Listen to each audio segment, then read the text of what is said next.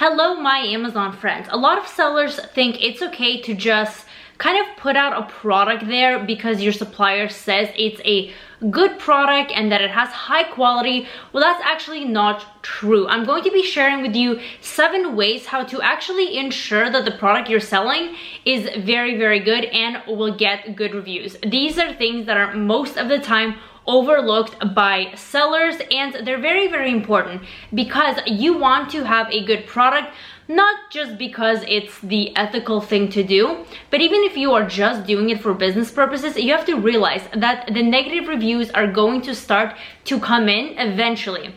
And if you have a bad product, you will get negative reviews. So these are pretty much prevention steps to not get negative reviews, and there are 7 things, so let's actually talk about them. So the very first and foremost thing that might seem a little bit obvious is that you actually have to read through the reviews of your competition and not just kind of glaze over it, but really in-depthly analyze the market, look at all the different sellers and see what's lacking in the product. So of course you want to improve on that.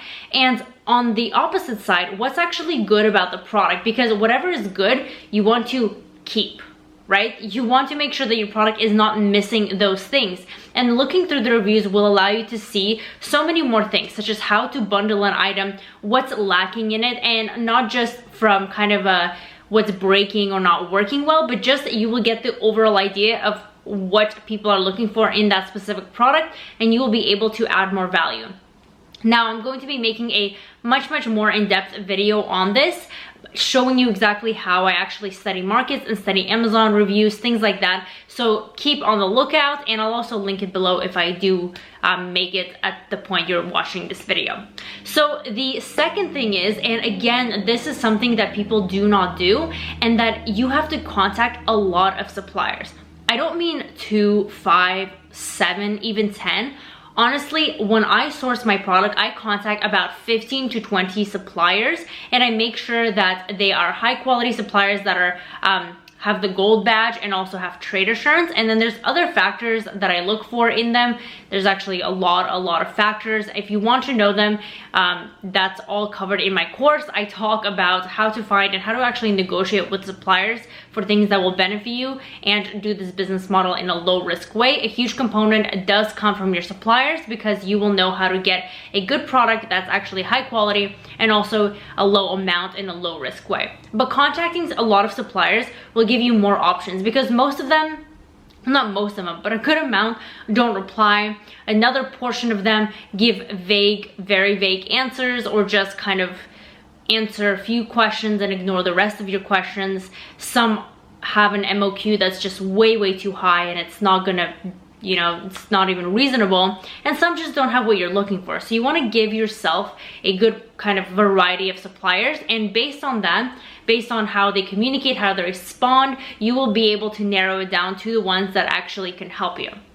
The next thing is when you are talking to your suppliers, you actually have to tell them the changes you want to make to the product, not just here's a picture of a product, do you have this? Because yeah, maybe they have it, but they can potentially have the cheaper version that's gonna break, and they're giving you your kind of quote that you're looking for because of course you want higher margin, but a lot of the times they can't sacrifice on the quality, and that's how negative reviews come about. So you want to avoid that. So when you talk to them, notify them of everything that you want in the product, and then also notify them of the things that you can't have in the product. For example, if it's easily breakable, if it breaks during shipping, if it leaks, whatever category you're in, if there's obvious reviews that are negative that keep coming up, you want to let them know, hey, we're trying to, you know, negotiate for the best price, but we don't want to sacrifice the quality. So if the price is higher and the quality is going to be really good and not have these issues,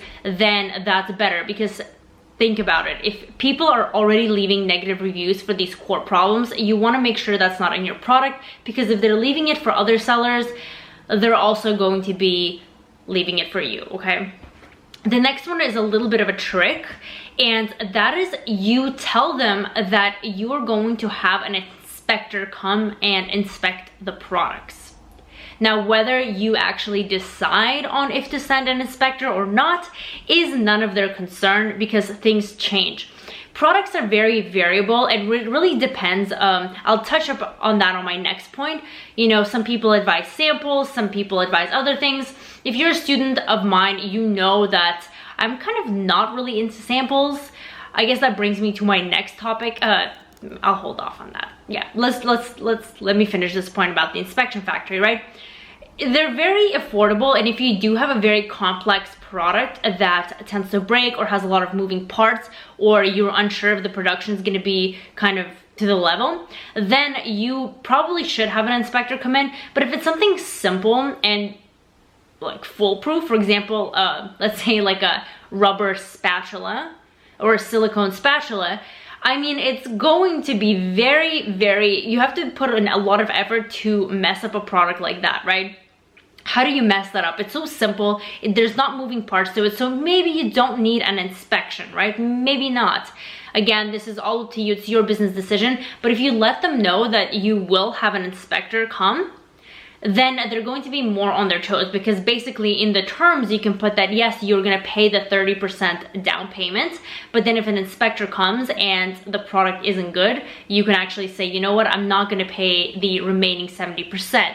So they're going to be aware of that, and obviously they want all of their money, because if you don't pay them, then 30% does not cover all their costs. So they're gonna make sure that their product is up to par. Now again, you don't have to send in an actual inspector if you think your product is great after pictures, or if it's not a product that breaks easily, but it kind of keeps them on their toes for them to think that you have the potential, and you do, to actually hire somebody. Because if you feel a little iffy, you can always hire an inspection company, and they're very affordable. A lot of them are like $100, $200, $300. It's very affordable, right? And they give you a very detailed report, so that's kind of a plus, right? So if you ever change your mind, you can have that, but it's good to tell them in the beginning, right? So here's the next one, back to the sample order, or this, you know, the one product that they typically sent to your house for a kind of a high fee. The product itself is free technically, but what's expensive is the expedited air shipping, and it gets to you in a very short time. But most of the time it's $70 to over $100, and they usually apply that cost to the remaining of kind of your order. So the good thing is I don't like samples. Again, it really depends on your product, but my students know what I mean by this. I am the low risk way, get it done the low risk way, the most efficient way, with the lowest cost and the highest quality, and I prefer to order a small test order. Now that's too long to explain in this video, but that's what I rather do, because that allows you to check the mass quality of the products, because they can very well send you a high quality sample, give you a smaller quote because they want you to work with you, and then your whole mass order is not going to uphold to the sample. I'm not saying that's how all or most factories are. I'm just saying it's a possibility that you should consider, because anything is possible. So for me, I prefer to test out things not just by looking at them or holding it in my hand, but from the audience itself. And that only starts happening when buyers are purchasing your product and leaving comments. And if it's a small sample, you know that your whole stock isn't this way, so you can kind of test it out and see if they're giving, what kind of feedback they're giving, and improve that on the next order. That's really going to ensure that you are kind of inching up there and doing the best you can to provide the best quality product, and always improving in your business. And then the next point is photos, right? So that is a huge benefit to you, whether you are finding out which factory to work with, whether you're not trying to order a sample, or you just want to see how your products look like before they actually get sent to you. Asking your suppliers for detailed photos from different angles, before production, during, after, even of the boxes, and detailed videos as well. Don't be shy to ask for that, because that can really show the quality of the product just from videos alone. And oftentimes they'll show kind of them using the product, so that's really helpful as well. Some people don't even bother. It's actually kind of interesting, they don't even ask for pictures. It's more like, okay, great, you have a product, it's ready, I'm gonna pay the remaining 70% or whatever terms you agree to, send it over, right? A lot of the times a picture could be enough, again, depending on the product. If it's something simple, doesn't have moving parts, that will benefit you. If it's something more complicated, proceed with caution and kind of go in the direction that will make you feel secure. But that's also very important. Ask for photos at every step of the way, even of when you're first negotiating, to see the quality from each supplier of this stock that they have already. And the last thing, I kind of touched on this a little bit earlier, is you want to examine, reevaluate, and fix any potential issues if there are any. And that usually comes from your customer feedback, and maybe if you order the sample or to order your own product and have it shipped in from Amazon. It could be anything, but you always want to be improving. Don't be dramatic and, you know, if you order 1,000 units and you find one little thing wrong, don't cancel your order. I mean, don't like liquidate it and then order a brand new one. Obviously you want to be efficient and economical, but if you notice there's a simple change or even a big change that you have the capability of fixing and staying within your margins, I always advise to do that. And honestly, time will tell, because the reviews start coming in, and it makes life so much easier for you if you have a good product, because those negative reviews will catch up to you and they will shut your business down. So make sure to follow all of these steps. Leave a comment down below letting me know if you're following these steps. Subscribe, like this video, and if you want to be part of our private label club members, join the PL Club for $7, where we talk about how to do everything low risk with weekly updating content. I will see you in my next video. It was fun chatting with you.